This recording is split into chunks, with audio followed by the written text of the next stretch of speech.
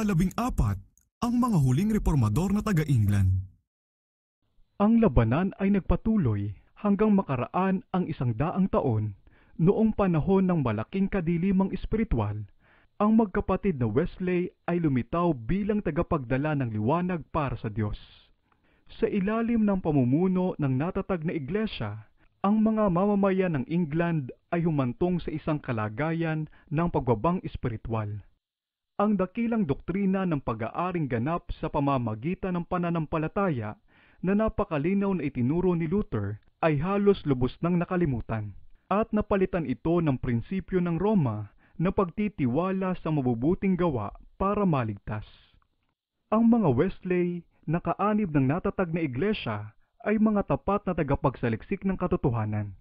Sa pagsunod sa pangkaraniwang turo ng kanilang panahon, sila'y tinuruan na pangalagaan ang pagsang-ayon ng Diyos sa pamamagitan ng maringal na pamumuhay at pangangalaga sa mga seremonya ng kanilang relihiyon. Ito ang makapal na kadiliman na lumukob sa iglesia na ikinukubli ang katubusan at ninanakawan ang Diyos sa kanyang kaluwalhatian at inilalayo ang isipan ng mga tao sa kanilang tanging pag-asa sa kaligtasan, si Hesukristo, ang napakong manunubos.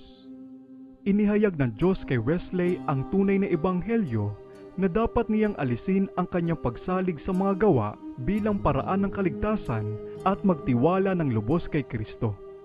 Sa isang pagpupulong sa London, binasa ang isang pahayag na mula kay Luther na naglalarawan sa pagbabago, kung saan ang Espiritu ng Diyos ay gumagawa sa puso ng bawat mananampalataya. Habang si Wesley ay nakikinig, ang pananampalataya niya ay nagdingas sa kanyang kaluluwa. Sa loob ng maraming taon ng walang kaginhawahang pakikipagpunyagi, mga taon ng mahigpit na pagtanggi sa sarili at kapakumbabaan, si Wesley ay kumapit ng matatag sa isang mithiin na hanapin ang Diyos. Ngayon, kanya itong natagpuan at kanyang nasumpungan na ang biyaya na kanyang pinagpagalan sa pamamagitan ng mabubuting mga gawa ay isa palang walang bayad na kaloob. Mga kaibigan, patawarin ninyo ako sa pagputol ng pagbasang ito. Isang kahangahangang bagay ang nangyari sa akin, at hindi ko kayang pigilin ang aking sarili na magbigay ng patotoo ngayon. Ako si John Wesley. Ako ang lalaking inilalarawan ni Luther na pinalayas patungo sa kadiliman sa labas. Ginoo, nang marinig ko ang salitang ang pananampalataya ang paggawa ng Diyos sa atin, naramdaman ko ang aking puso. Iba ang aking nararamdaman. Batid ko ngayon na pinatawad niya ang aking mga kasalanan. Batid ko ngayon na hindi ko kayang tumbasan ang aking kaligtasan sa pamamagitan ng mga gawa, sapagkat ito'y isang libreng kaloob, isang kaloob ng kataas-taasang Diyos. Sa pagkakatatag ng kanyang pananampalataya kay Kristo, ang kanyang buong kaluluwa ay nagdingas na may pagnanais na ipalaganap ang kaalaman sa maluwalhating walang bayad na biyaya ng Diyos. Sa pagtatapos ng mahabang panahon ng kanyang buhay na umabot hanggang sa mahigit 80 taon, ang kanyang mga tagasunod ay umabot ng humigit kumulang 250,000 kaluluwa. Ang kanyang buhay ay nagpakita ng di mababayarang paggawa sa bawat Kristiyano. Dumating ang panahon kung saan itinatag ng Diyos ang kanyang katotohanan sa isang bagong daigdig, isang lupain kung saan inilalarawan bilang isang lupain ng kalayaan, hustisya at pagkakapantay-pantay. Ang paghahangad sa kalayaan ng budhi ang nagpasigla sa mga pilgrim na harapin ng buong tapang ang panganib ng mahabang paglalakbay sa karagatan, natiisin ang mga hirap at panganib ng kagubatan, at taglay ang pagpapala ng Diyos ay inilagay sa baybayin ng Amerika, ang pundasyon ng isang makapangyarihang bansa. Doon sa dakilat lumang dokumento na inilathala ng mga nagtatag ng republika bilang panukalang batas ng kanilang mga karapatan, ang paghahayag ng kalayaan o Declaration of Independence ay ipinahayag nila. Pinaniniwalaan namin na ang mga katotohanan ito ay di kailangang patunayan pa, na ang lahat ng tao ay nilalang ng pantay-pantay, na sila'y pinagkalooban ng lumikha sa kanila ng mga karapatang di may pagkakait, na kasama sa mga ito ay ang buhay, kalayaan at paghahanap ng kaligayahan. At sa pinakamalinaw na pananalita ay tiniyak ng konstitusyon na ang konsensya ay hindi dapat labagin. Walang pagsusulit na ukol sa relihiyon ang kakailanganin bilang kwalifikasyon sa paghawak ng anumang pampublikong katungkulan sa ilalim ng Estados Unidos. Ang Kongreso ay hindi gagawa ng anumang batas tungkol sa pagkakatatag ng relihiyon o ipagbabawal man ang malayang pagsasagawa nito. Habang kumakalat sa mga bansa sa Europa ang balita tungkol sa isang lupain na maaaring tamasahin ng bawat tao ang bunga ng sarili niyang pinagpaguran at sundin ang paniniwala ng kanyang budhi, libo-libo ang dumagsa sa baybayin ng Amerika. Upang makamit ang layuning nais nilang matamo, sila'y nasisiyahan ng kumita ng sapat lamang na ikabubuhay sa pamamagitan ng isang buhay ng pagtitipid at pagtatrabahong mabuti. Wala silang ibang hinihiling mula sa lupa, kundi ang makatwirang kagantihan ng sarili nilang pagpapagal. Walang ginintuang pangarap na nagbigay ng mapanlinlang na sinag sa palibot ng kanilang daanan. Sila'y kontento na sa mabagal, ngunit patuloy na pagsulong ng kanilang samahang panglipunan. Matiyaga nilang tiniis ang mga kasalatan sa kagubatan na dinidiligan ng kanilang luha at ng pawis ng kanilang noo ang puno ng kalayaan hanggang sa ito'y malalim na mag-ugat sa lupaing iyon.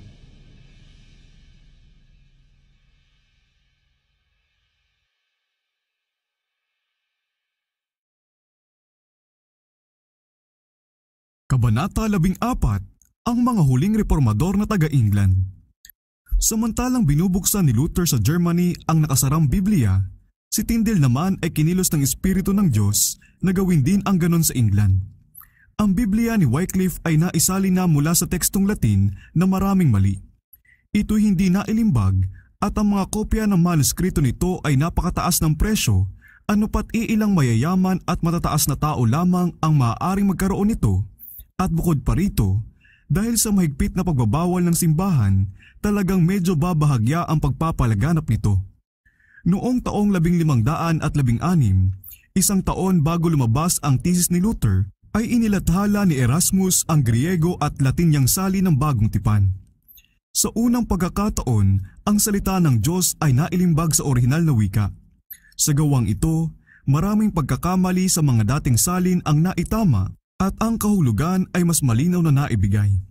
Inihatid dito sa mas mabuting pagkaalam ng katotohanan ang marami sa mga may pinag-aralan at ito'y nagbigay ng panibagong kasiglahan sa gawain ng reforma.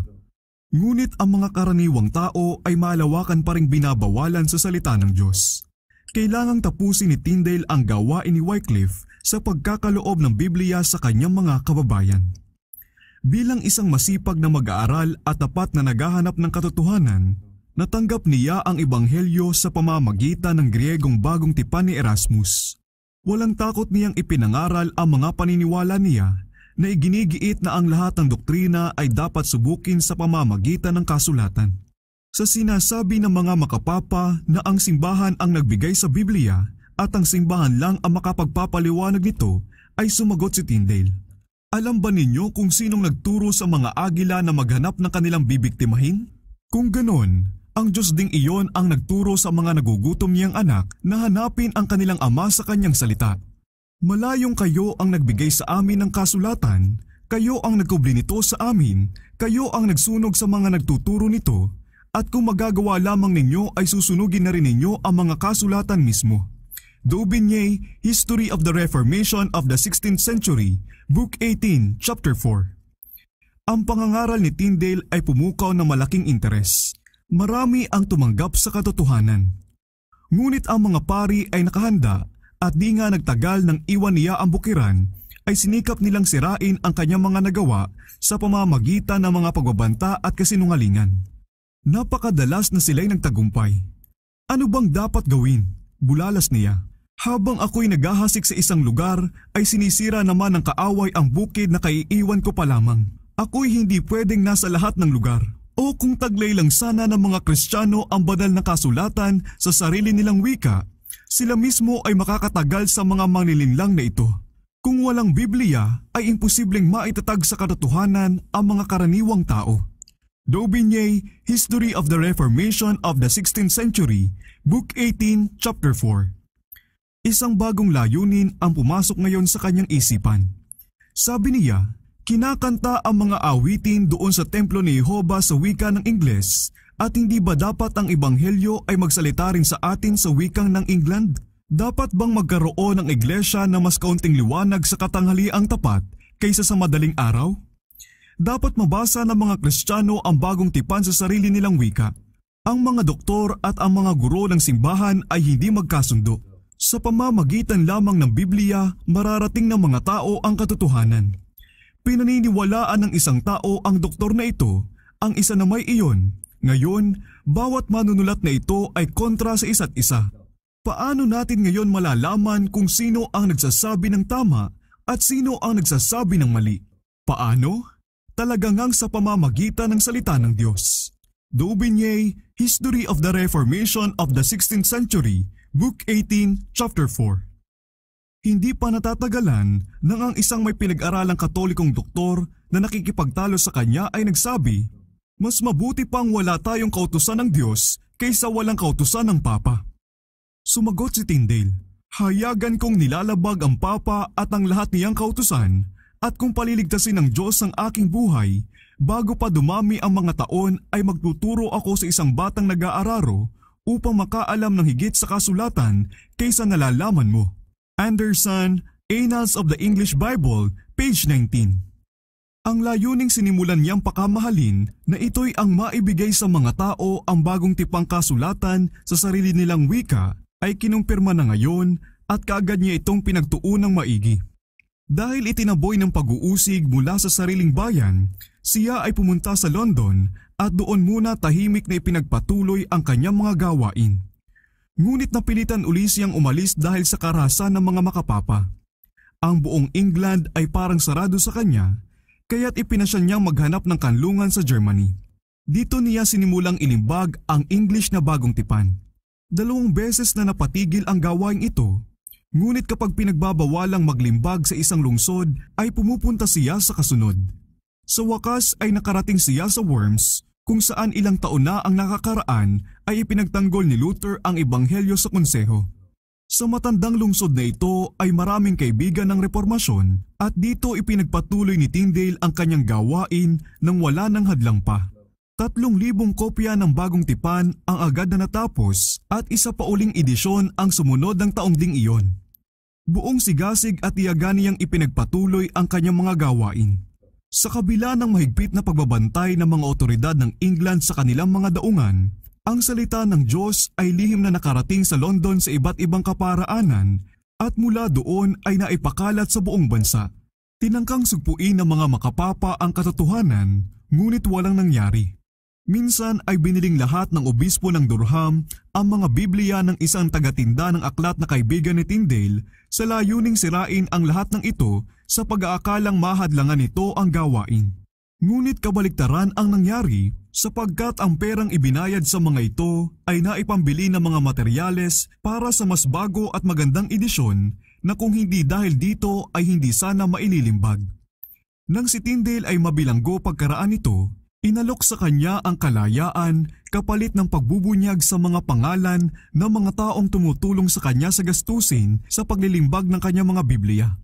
Isinagot niya na ang obispo ng Durham ang may pinakamalaking naitulong sa lahat sapagkat dahil sa pagbabayad ng malaking halaga para sa mga natirang Biblia, siya'y nakapagpatuloy ng may sapat na lakas ng loob. Si Tyndale ay ipinagkanulo sa kamay ng kanyang mga kaaway at minsay nagdanas ng maraming buwan sa loob ng bilangguan. At sa wakas, siya'y sumaksi para sa kanyang pananampalataya sa pamamagitan ng kamatayan bilang isang martir. Ngunit ang sandatang ginawa niya ay nakatulong sa ibang mga kawal na makipaglaban sa lahat ng daang taon hanggang sa kapanahunan pa nga natin. Sa pulpito'y iginiit ni Latimer na ang Biblia ay dapat mabasa sa sariling wika ng mga tao. Ang may akda ng banal na kasulatan, sabi niya, ay ang Diyos mismo at ang kasulatang ito ay kabahagi ng kapangyarihan at pagiging walang hanggan ng may akda nito. Walang hari, emperador, mahistrado at pinuno ang hindi obligadong sumunod sa kanyang banal na salita. Huwag tayong dumaan sa ibang daan, kundi hayaan nating patnubayan tayo ng salita ng Diyos. Huwag tayong sumunod sa ating mga ninuno o pagsikapan man ang kanilang mga ginawa, kundi yung kung ano ang dapat nilang ginawa. Hugh Latimer, First Sermon Preached Before King Edward VI. Sina Barnas at Pritt, ang mga tapat na kaibigan ni Tyndale, ay bumangon upang ipagtanggol ang katotohanan. Sumunod ang mga Ridley at si Cranmer. Ang mga leader na ito sa reformasyon sa England ay mga taong may mataas na pinag-aralan at karamihan sa kanila ay labis na kinikilala sa kapulungan ng mga Katoliko dahil sa kanilang sigasig at pagkarelihiyoso. Ang pagsalungat nila sa kapapahan ay resulta ng kanilang pagkaalam sa mga kamalian ng banal na pangasiwaan. Ang pagkabatid nila sa mga hiwaga ng Babylonia ay nagbigay ng higit na kapangyarihan sa kanilang mga patotoo laban dito.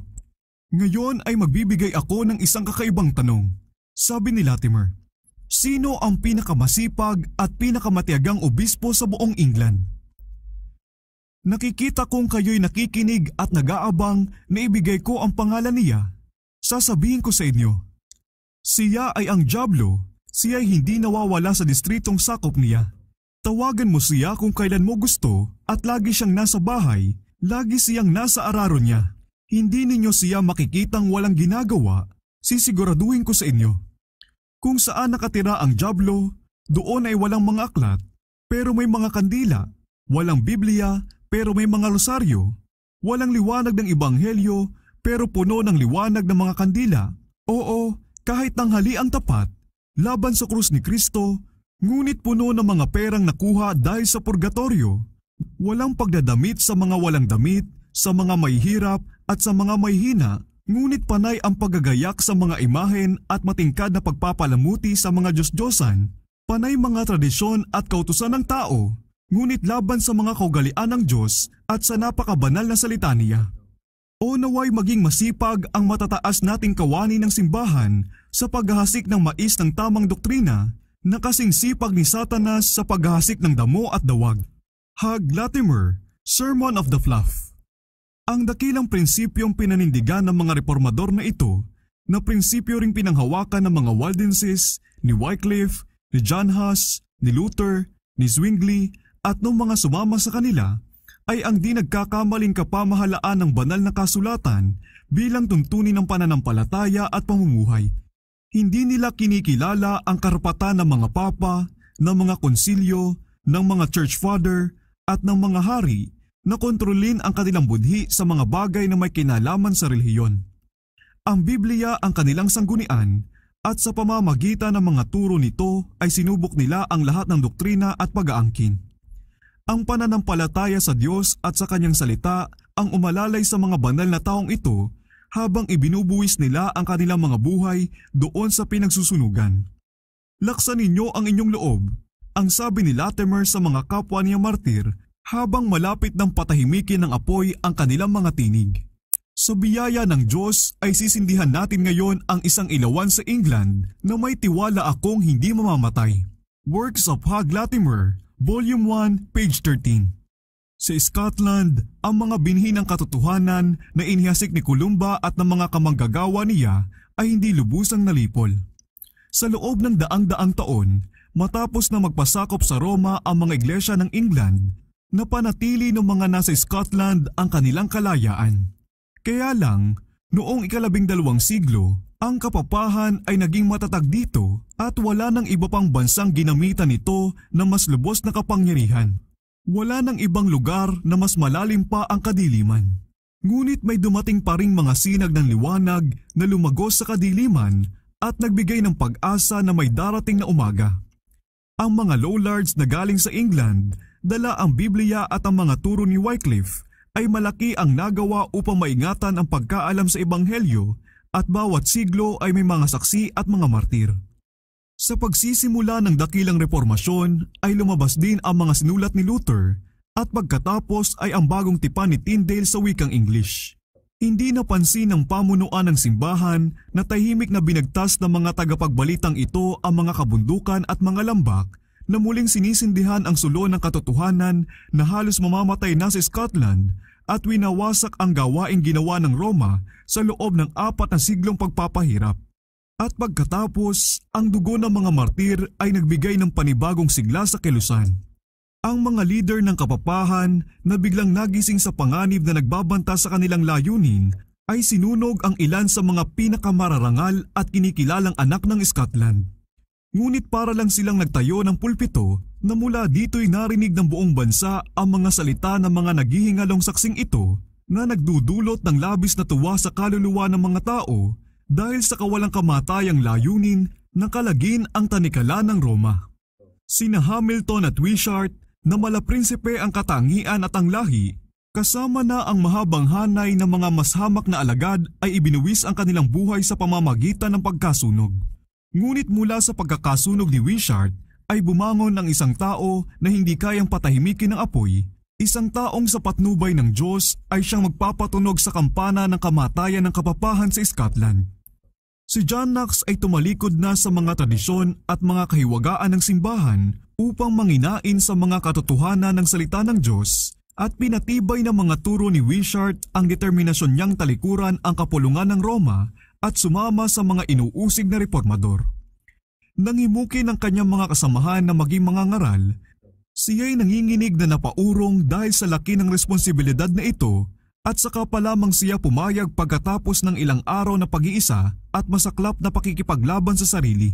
Ngunit pagkatanggap sa tungkulin, siya'y nagpatuloy taglay ang napakatibay na determinasyon at walang takot na katapangan hanggang siya'y nabubuhay. Ang tapat na reformador na ito ay hindi takot sa mukha ng tao. Ang apoy ng pagkamartir na nagliliyab sa paligid niya ay nagpasiglalang lalo sa kanyang sigasig. Samantalang ang palakol ng pinunong malupit ay may pagbabantang nakaamba sa kanyang ulo, siya'y nanindigan sa paglaban na nagbibigay ng malakas na dagok sa kaliwat kanan upang gibain ang pagsamba sa Diyos-Diyosan. Nang siya'y iharap na mukhaan sa reyna ng Scotland, nasa harapan nito'y humuhupa ang sigasig ng marami sa mga lider ng protestante. Si John Knox ay walang tinag na sumaksi para sa katotohanan. Hindi siya makukuha ng mga paglalambing, hindi siya nasiraan ng loob sa mga pagbabanta. Inakusahan siya ng reyna ng erehiya. Tinuruan daw niya ang mga tao na tumanggap ng relihiyong ipinagbabawal ng pamahalaan, sabi ng reyna. At sa gayon ay nilabag ang utos ng Diyos sa mga tao na sundin ang mga pinuno nila. Si Knox ay buong tatag na sumagot. Kung paanong ang tamang relihiyon ay hindi kumuha ng orihinal nitong lakas o kapamahalaan mula sa mga pinuno sa lupa, kundi sa walang hanggang Diyos lamang, gayon din naman ang mga nasasakupan ay hindi obligadong bumuo ng kanilang relihiyon ayon sa kagustuhan ng kanilang mga pinuno. Dahil kadalasan na ang mga pinuno ang pinakawalang alam sa tunay na relihiyon ng Diyos. Kung ang naging relihiyon ng lahat ng lahi ni Abraham ay yung kay Paraon, dahil sila'y matagal naging sakop nito, nais ko pong itanong sa inyo, Madam, ano kaya ang naging relihiyon sa sanglibutan? O kung ang naging relihiyon ng lahat ng tao noong panahon ng mga apostol ay yung mga sa emperador ng Roma, anong relihiyon ang maaaring meron ngayon sa balat ng lupa? Kaya nga po, Madam, maaaring nauunawaan mo na ang mga nasasakupan ay hindi saklaw ng relihiyon ng kanilang mga pinuno, bagaman ipinag-uutos na sila'y sumunod sa kanila. Ang sabi ni Mary, ipinaliliwanag mo ang kasulatan sa isang paraan at sila, ang mga tagapagturo ng Romanong Katoliko, ay may ibang paraan naman. Sino ang paniniwalaan ko at sino ang hahatol? Paniwalaan mo ang Diyos na maliwanag na nagsasalita sa kanyang mga salita, ang sagot ng reformador. At kung hindi nga ituturo ng salita sa iyo, huwag mong paniniwalaan yung isa ni yung kabila. Ang salita ng Diyos mismo ay malinaw na, at kung meron mang parang hindi malinaw sa isang bahagi, ang banal na espiritu na hindi sumasalungat sa kanyang sarili ay mas malinaw na ipinaliliwanag ang bagay ding iyon sa iba pang bahagi, upang sa ganon ay wala nang maiwang pag-aalinlangan maliban sa mga taong matitigas ang ulo sa pananatiling walang alam. David Lane, The Collected Works of John Knox, Volume 2, pages 281 and 284. Iyan ang mga katotohanang sinalita ng walang takot na reformador na ito sa pakinig ng kamahalan kahit nanganganib ang kanyang buhay. Taglay ang ganong ding walang takot na tibay ng loob, siya'y nanatili sa kanyang layunin na nananalangin at nakikipaglaban sa mga laban ng Panginoon hanggang ang Scotland ay nakalaya sa kapapahan. Sa England, ang pagkakatatag ng Protestantismo bilang pambansang relihiyon ay nakabawas ngunit hindi lubusang nakapagpatigil sa pag-uusig. Bagaman marami sa mga doktrina ng Roma ang itinakwil, marami pa rin sa mga sistema nito ang pinanatili. Inayawan nila ang paghahari ng Papa, ngunit kapalit niya ay iniluklok naman ang hari bilang ulo ng iglesia. Ang mga serbisyo sa simbahan ay napakalayo pa rin sa kalinisan at kasimplihan ng Ebanghelyo. Ang dakilang prinsipyo ng kalayaang pangrelihiyon ay hindi pa rin ngayon nauunawaan. Bagaman ang mga kakilakilabot na kalupitang ginamit ng Roma laban sa erehiya ay bihirang ginagamit ng mga pinunong protestante, gayon may hindi pa rin kinikilala ang karapatan ng bawat tao na sumamba sa Diyos ayon sa idinidikta ng kanyang budhi. Lahat ay kinakailangang tanggapin ang mga doktrina at sundin ang mga sistema ng pagsamba na itinakda ng natatag na iglesia. Sa loob ng daang-daang taon, ang mga tumututol ay nagdanas ng malubha o kaya di gaanong malubhang pag-uusig. Noong ika-17 siglo, libo-libong pastor ang inalis sa kanilang mga tungkulin. Ang mga tao ay pinagbawalang dumalo sa anumang pagtitipong pangrelihiyon maliban sa mga pinapayagan ng iglesia, kung hindi, sila'y magmumulta ng malaki, mabibilanggo o kaya papaalisin sa bansa. Yung mga tapat na kaluluwa na hindi maiwasang magtipon upang sumamba sa Diyos ay napilitang magtipon sa madidilim na iskinita, sa mga tagong silid sa pagitan ng bubong at kisame at may mga panahong sa kakahuyan tuwing hating gabi. Sa kumukupkop na pusod ng kagubatan na templong sariling gawa ng Diyos, yung mga nangalat at inuusig na anak ng Panginoon ay nagtipon-tipon upang ibuhos ang kanilang kaluluwa sa pananalangin at pagpupuri sa Diyos. Ngunit sa kabila ng lahat nilang pag-iingat, marami pa rin ang nagdusa dahil sa kanilang pananampalataya. Ang mga bilangguan ay nagsiksikan. Ang mga pamilya ay nagkahiwa-hiwalay. Marami ang ipinatapon sa ibang lupain.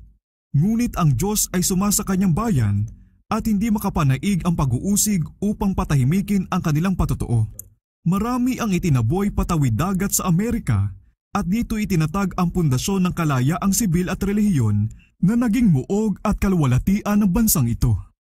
Muli, kagaya noong panahon ng mga apostol, ang pag-uusig ay nauwi sa pagsulong ng Ebanghelyo.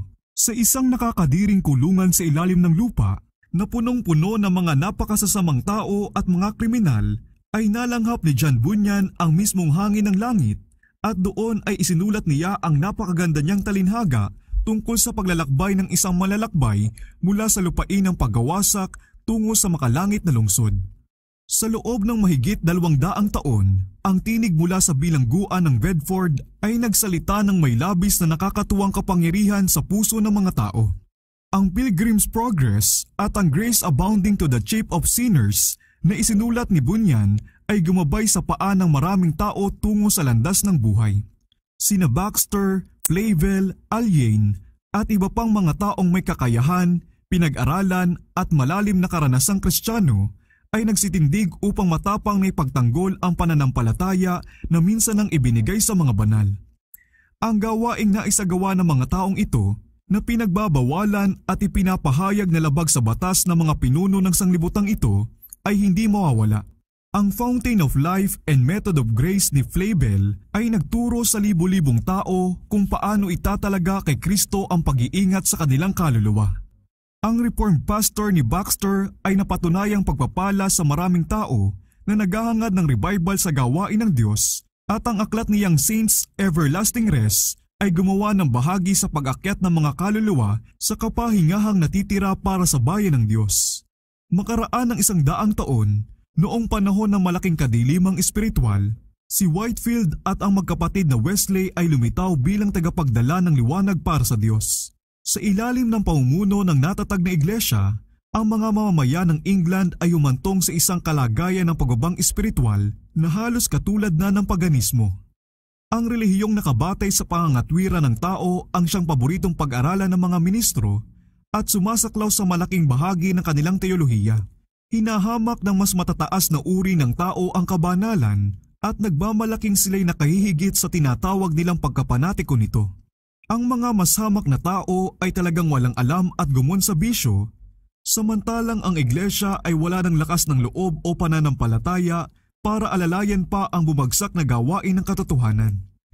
Ang dakilang doktrina ng pag-aaring ganap sa pamamagitan ng pananampalataya na napakalinaw na itinuro ni Luther ay halos lubos nang nakalimutan at napalitan ito ng prinsipyo ng Roma na pagtitiwala sa mga mabubuting gawa para maligtas. Si Whitefield at ang magkapatid na Wesley na mga miyembro ng natatag na iglesia ay mga tapat na naghahanap sa pagsang-ayon ng Diyos at sila'y naturuan na ito'y nakakamit sa pamamagitan ng malinis na pamumuhay at pagsunod sa mga ordenansa ng relihiyon.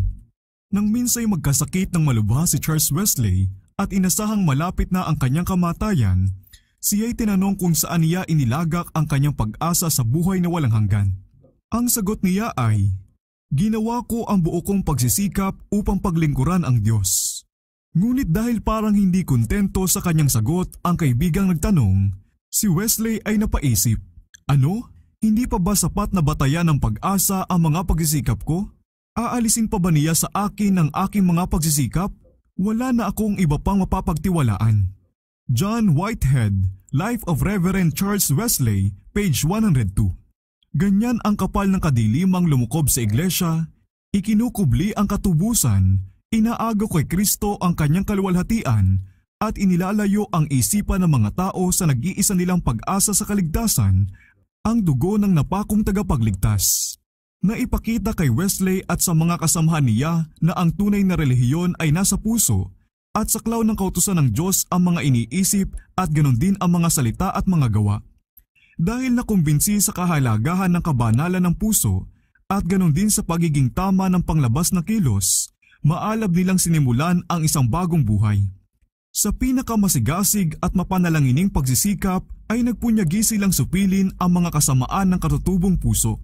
Namuhay sila ng isang buhay ng pagtanggi sa sarili, kagandahang loob at kapakumbabaan na may matinding kahigpitan at katumpakang ginagawa ang lahat ng paraan na iniisip nilang makatutulong sa kanila upang makamit ang pinakamimithi nila, ang kabanalang makapagtatamo ng pagsang-ayon ng Diyos. Ngunit hindi nila nakamit ang layuning sinisikap nilang matamo.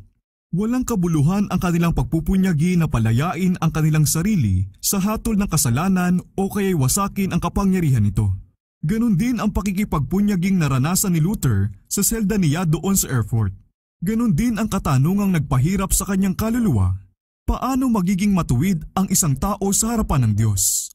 Job 9:2.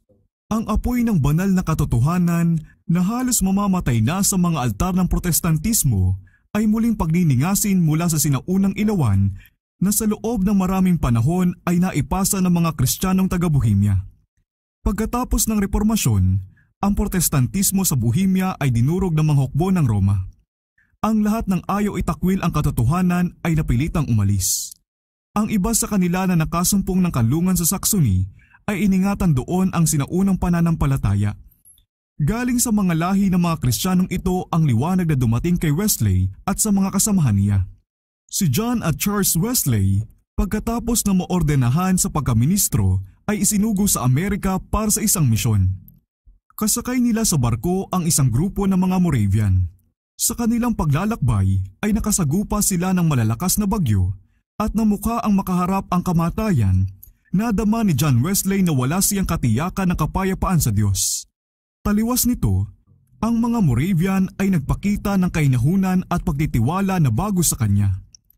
Matagal ko nang pinagmamasdan ang matinding katapatan ng kanilang mga kilos, sabi niya. Nagbigay sila ng walang tigil na katibayan ukol sa kanilang kapakumbabaan sa pamamagitan ng pagganap ng mga trabaho ng alipin para sa ibang mga pasahero na ayaw gawin ng sinumang taga-England. Mga gawaing ninanais nila, gayon may hindi tumanggap ng bayad, na sinasabing iyon daw ay makabubuti sa mapagmalaki nilang mga puso at higit pa raw doon ang ginawa ng mapagmahal nilang tagapagligtas para sa kanila. At ang bawat araw ay nagbibigay sa kanila ng pagkakataon na ipakita ang kaamuan na hindi kayang alisin ng anumang pananakit. Kapag sila itinulak, sinuntok o kaya'y pinatid, sila'y babangon uli at lalayo na lamang. ngunit walang reklamong maririnig sa kanila. Nagkaroon ngayon ng pagkakataong masubukan kung sila nga'y nakalaya na sa espiritu ng takot at ganon din sa espiritu ng kapalaluan, galit at paghihiganti. Sa kalagitnaan ng awiting tanda ng pagsisimula ng kanilang serbisyo, ang dagat ay lumakas, pinagpupunit ang pangunahing layag, tinabunan ang barko at bumuhos sa mga palapag na parabang nilamon na kami ng matinding kalaliman. Nagsimulang magtilian ng husto ang mga galing sa England. Ang mga Moravian na German ay patuloy lang sa mahinahong pag-awit. Tinanong ko ang isa sa kanila pagkaraan, "Hindi ka ba natakot?" Siya'y sumagot, "Nagpapasalamat ako sa Diyos at hindi naman." Itinanong ko, "Pero hindi ba natakot ang inyong mga kababaihan at mga bata?" Siya'y malumanay na sumagot, "Hindi, ang aming mga kababaihan at mga bata ay hindi natatakot mamatay." Whitehead, Life of Reverend John Wesley, page 10. Pagkarating sa Savannah ay saglit na nakitira si Wesley sa mga Moravian at malalim na napahanga ng kanilang kristyanong pag-uugali. Tungkol sa isa sa mga serbisyong pangrelihiyon nila, nakapansin-pansin ang pagkakaiba sa walang siglang seremonya ng Church of England ay isinulat niya.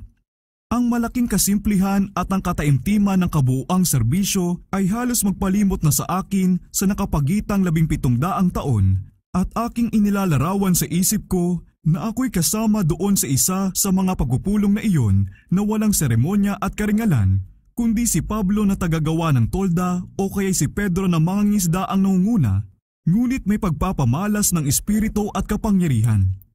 Whitehead, Life of the Reverend John Wesley, page 11 and 12. Pagbalik niya sa England, si Wesley dahil sa pagtuturo ng isang mga ngaral na Moravian ay nagkaroon ng mas malinaw na pagkaunawa sa pananampalataya ng Biblia.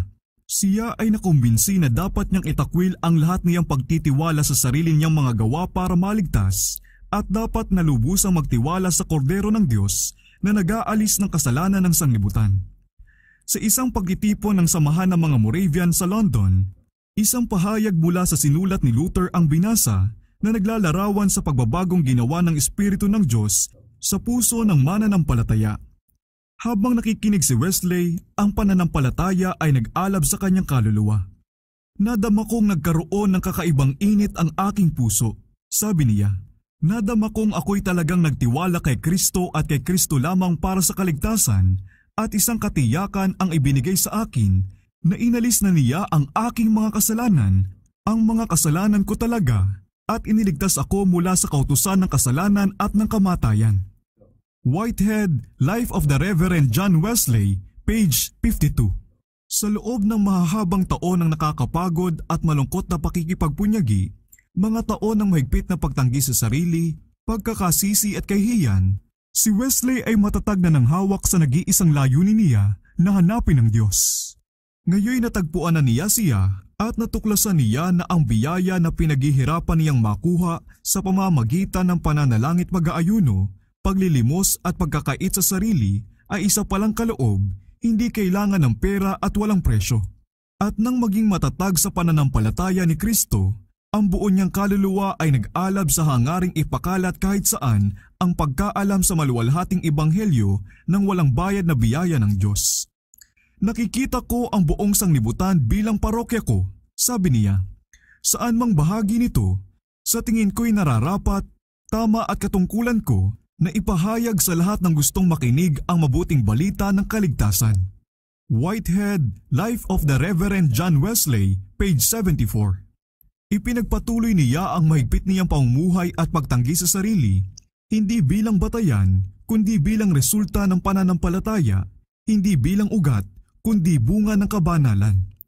Ang biyaya ng Diyos kay Kristo ang siyang saligan ng pag-asa ng mga Kristiyano at ang biyayang ito ay mahayag sa pagsunod.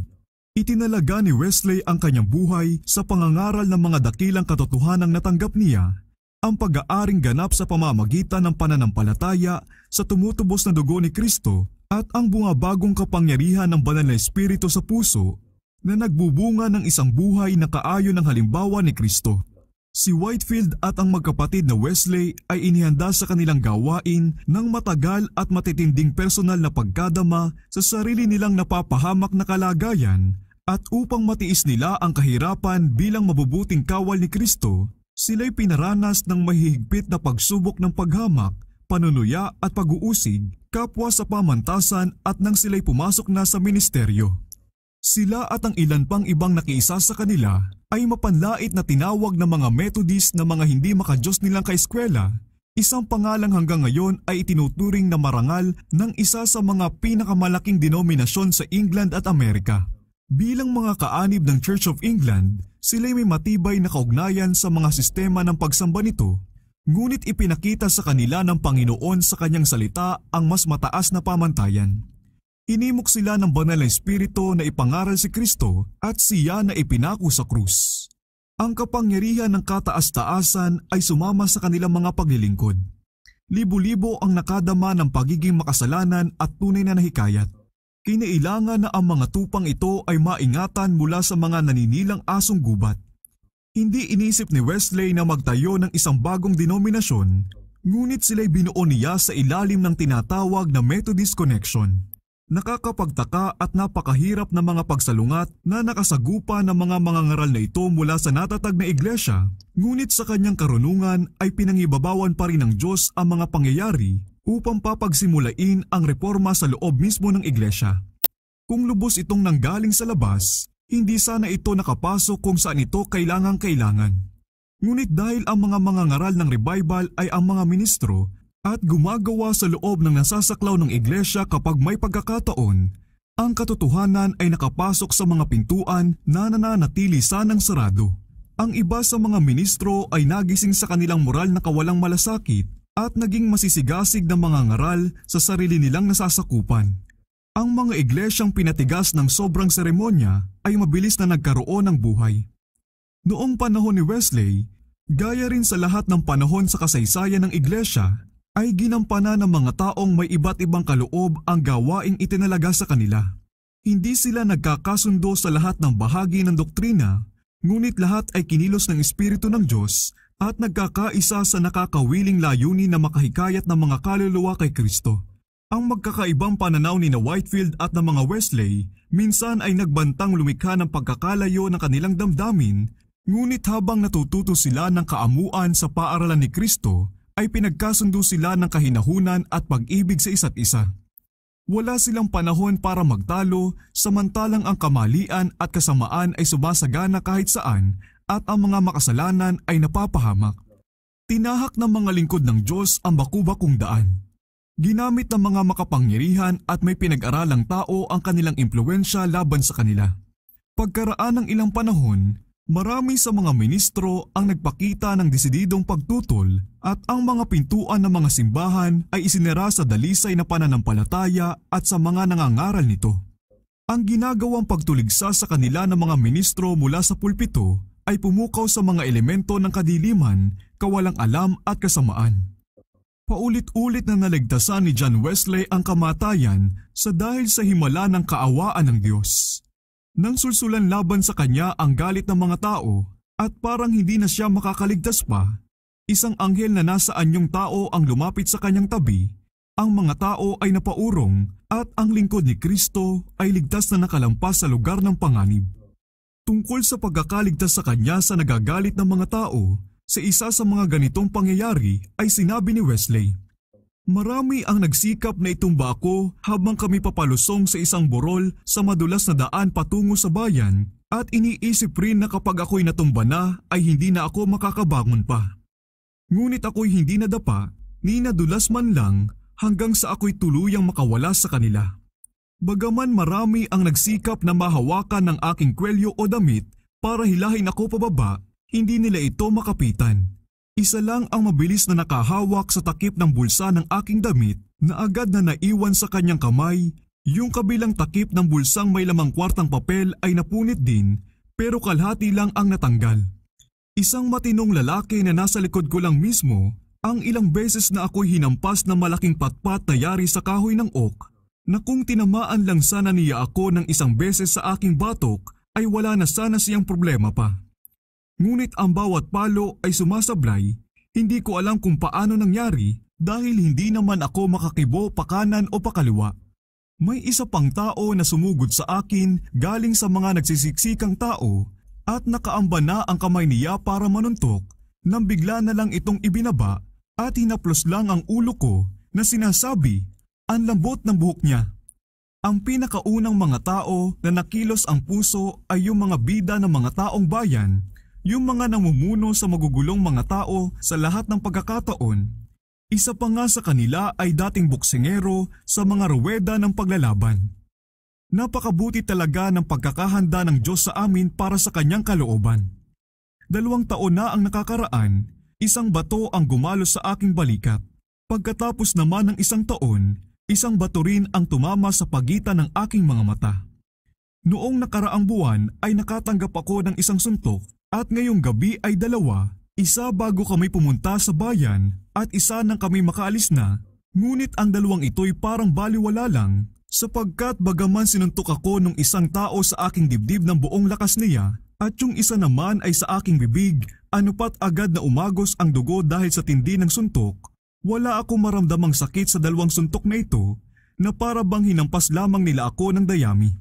John Wesley, Works, Volume 3, pages 297-298. Ang mga Methodist noong mga unang panahon na iyon, ang mga kaanib pati na ang mga ngaral ay nagtiis ng panglalait at panguusig mula sa mga kaanib ng iglesia at ganun din sa mga taong lantarang walang relihiyon na nagalit dahil sa maling pagkakakilala sa kanila. Sila'y inihabla sa mga hukuman ng katarungan na naturingan lamang dahil bihira ang katarungan noong panahong iyon. Madalas na sila'y nagdaranas ng mga karahasan mula sa umuusig sa kanila. Ang mga tao ay nagbabahay-bahay, sinisira ang mga kasangkapan at ari-arian, kinukuha ang anumang mapili nila at marahas na pinagmamalupitan ang mga lalaki, babae at pati na ang mga bata.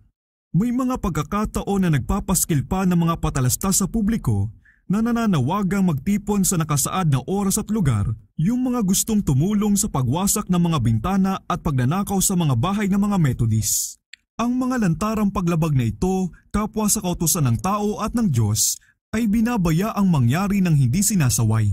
Isang sistematikong pag-uusig ang ipinagpatuloy laban sa mga tao na ang tanging kasalanan ay ang sikaping maibaling ang mga paa ng mga makasalanan mula sa landas ng kapahamakan tungo sa landas ng kabanalan.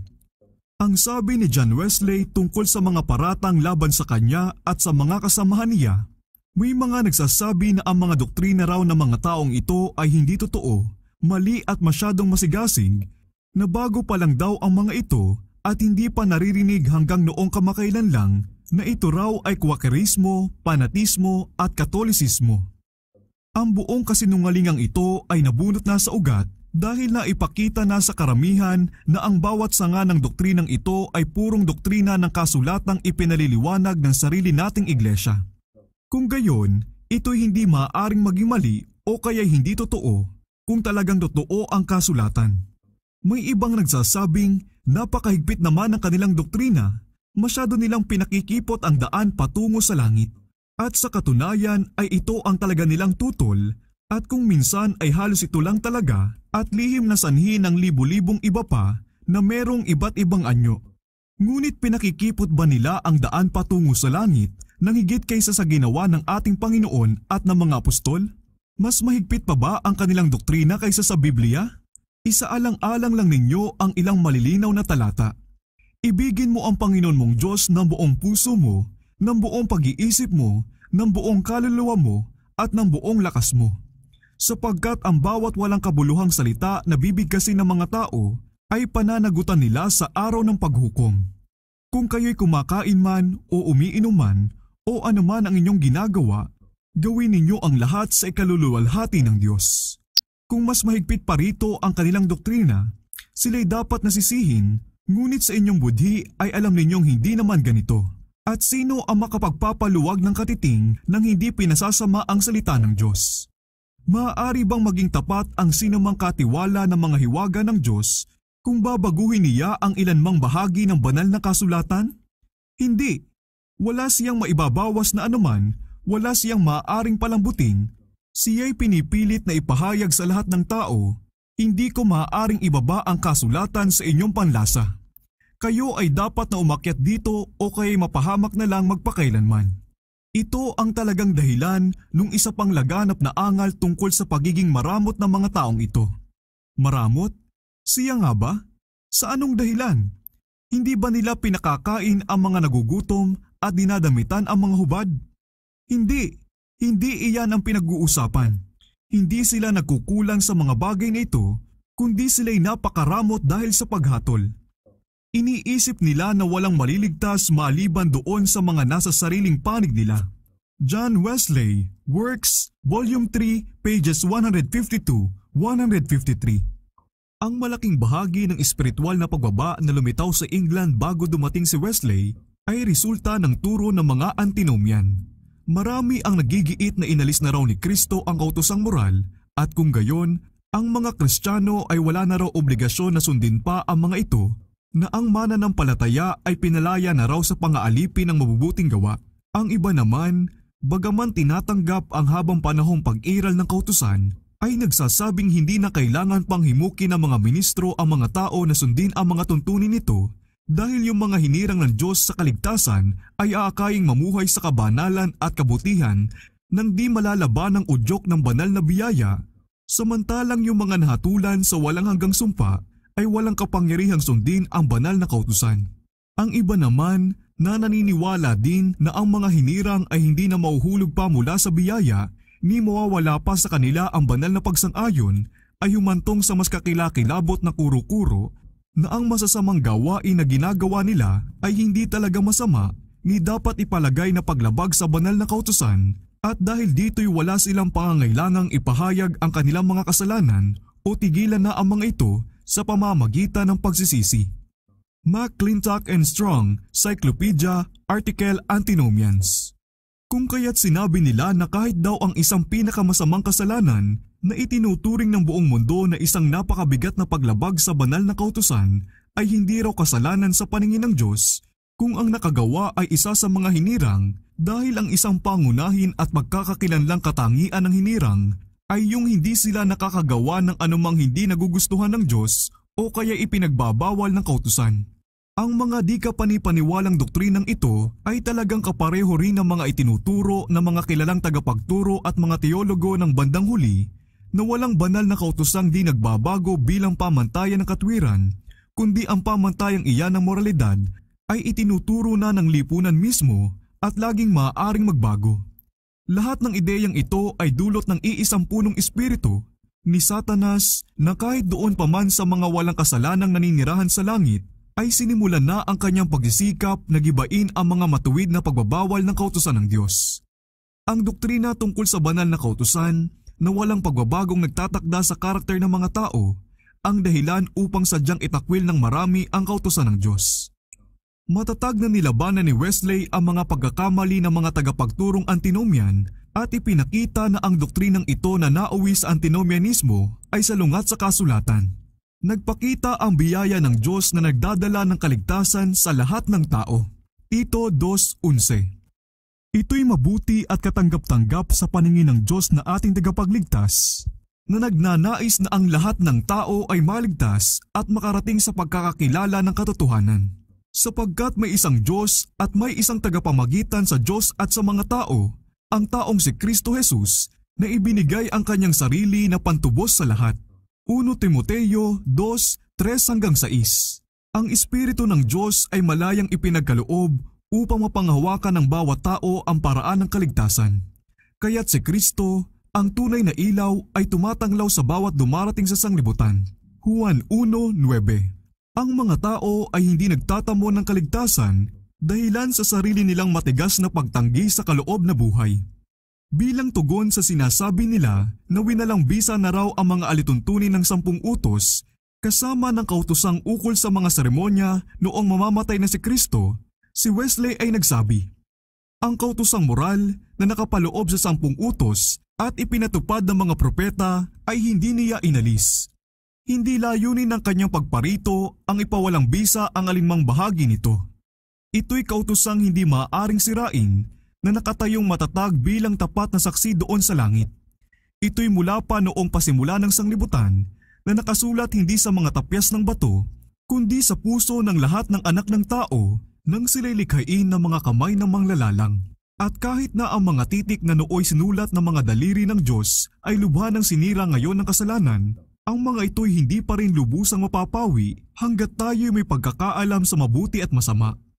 Ang lahat ng bahagi ng kautusang ito ay dapat manatiling umiiral sa lahat ng sangkatauhan at sa lahat ng panahon at hindi nakasalalay sa panahon o sa lugar o anumang ibang pangyayari na maaaring magbago, kundi sa likas ng Diyos at sa likas ng tao at sa hindi magbabago nilang kaugnayan sa isa't isa.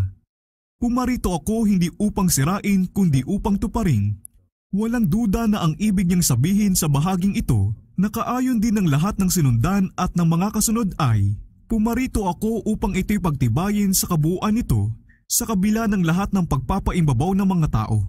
Pumarito ako upang ipakita ng buo at malinaw ang anumang madilim o malabo na nandoon.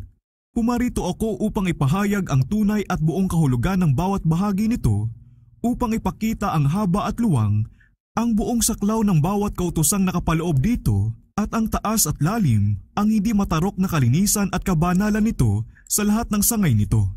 Wesley, Sermon 25. Inihayag ni Wesley ang ganap na pagkakasundo ng kautusan at ng ebanghelyo. Kung gayon ay may maiisip na pinakamalapit na kaugnayan sa pagitan ng kautusan at ng ebanghelyo. Sa isang banda, ang kautusan ay laging nagbibigay ng daan at nagtuturo sa atin sa ebanghelyo. Sa kabila naman, ang ebanghelyo ay laging umaakay sa atin sa isang mas tumpak na pagtupad sa kautusan.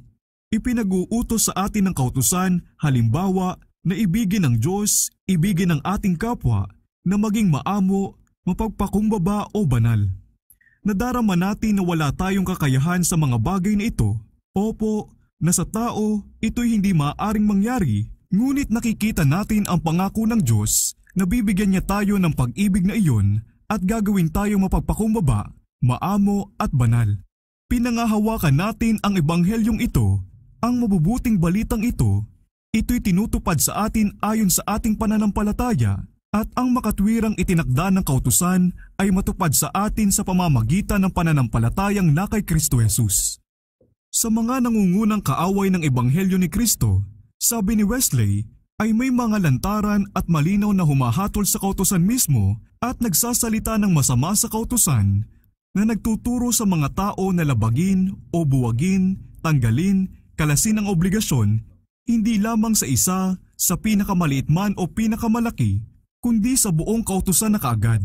Ang lubang nakapagtataka sa lahat ng pangyayari na kasama ng matinding paghalinlang na ito ay talagang naniniwala yung mga sugapa sa gawaing ito na pinararangalan nila si Kristo sa pamamagitan ng pagpapabagsak sa kanyang kautusan at binibigyan ng labis na pagpapahalaga ang kanyang tungkulin habang winawasak nila ang kanyang doktrina.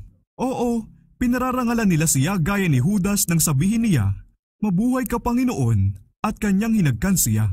At marapat din namang masasabi niya sa bawat isa sa kanila, "Ipinagkakanulo mo ang mga anak ng tao sa pamamagitan ng isang halik." Wala nang iba kundi pagkakanulo sa kanya sa pamamagitan ng isang halik, ang gawing paksa ang kanyang dugo at pagkatapos ay kukunin ang kanyang korona. Ang walaing halaga ang alinmang bahagi ng kanyang kautusan sa pagkukunwaring isinusulong ang kanyang ebanghelyo. Ang responsibilidad na ito ay hindi talaga matatakasan ng sinuman na nangangaral ng pananampalataya sa ganong paraan na tuwiran o di tuwirang nagsasaisang tabi sa anumang sangay ng pagsunod na ipinangangaral si Kristo upang ipawalang saysay o parupukin sa anumang paraan ang pinakamaliit sa mga kautusan ng Diyos. Wesley, Sermon 25. Sa mga nagigiit na ang pangangaral raw ng ebanghelyo ang tumutugon sa lahat ng layunin ng kautusan, ay sumagot si Wesley, "Ito'y lubusan naming pinasisinungalingan. Hindi nito tinutugunan ang pinakaunang layunin ng kautusan at ito ay ang pagpapadama sa tao ng pagiging makasalanan niya, ang pagising doon sa mga natutulog pa rin sa bingit ng impyerno." Sinasabi ni Apostol Pablo na sa pamamagitan ng kautusan ay ang pagkakilala ng kasalanan at hanggat hindi nadadama ng tao ang pagiging makasalanan niya, ay hindi rin niya tunay na madarama ang pangangailangan niya sa tumutubos na dugo ni Kristo.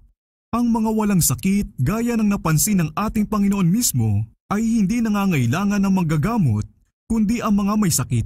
Katawa-tawa kung gayon na alukin ng manggagamot yung mga walang sakit o kaya'y iniisip na sila'y walang sakit. Dapat mo muna silang mapaniwala na sila'y may sakit, kung hindi ay hindi ka rin nila pasasalamatan sa iyong paglilingkod. Katawa-tawa din naman ang ialok si Kristo sa mga taong ang puso ay buo na ang mga puso ay hindi pa nadudurog. Wesley, Sermon 35.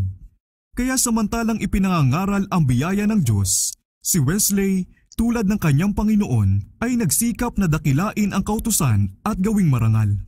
May katapatan niyang ginampanan ang gawaing ibinigay sa kanya ng Diyos at maluwalhati ang mga naging bunga na pinahintulutang makita niya. Sa pagtatapos ng kanyang mahabang buhay na mahigit 80 taon, na higit pa sa 50 taon nito'y ginugol sa paglilingkod na naglilibot, ang bilang ng mga tapat na tagasunod niya ay higit na sa 250,000 kaluluwa. Ngunit ang napakaraming tao na sa pamamagitan ng kanyang paglilingkod ay naiahon mula sa pagpapahamak at pagpapasama ng kasalanan tungo sa isang mataas at malinis na pamumuhay, at ang bilang ng mga taong sa pamamagitan ng kanyang turo ay nagtamo ng mas malalim at mas mayamang karanasan ay hindi malalaman hanggang sa ang buong sambahayan ng mga natubos ay magkatipon sa kaharian ng Diyos. Ang kanyang buhay ay nagbibigay sa bawat Kristiyano ng isang leksyong walang katumbas na kahalagahan. Naway makita sa mga iglesia ngayon ang pananampalataya at kaamuan, ang walang pagod na sigasig, ang mga pagsasakripisyo sa sarili, at ang pagtatalaga ng lingkod na ito ni Kristo.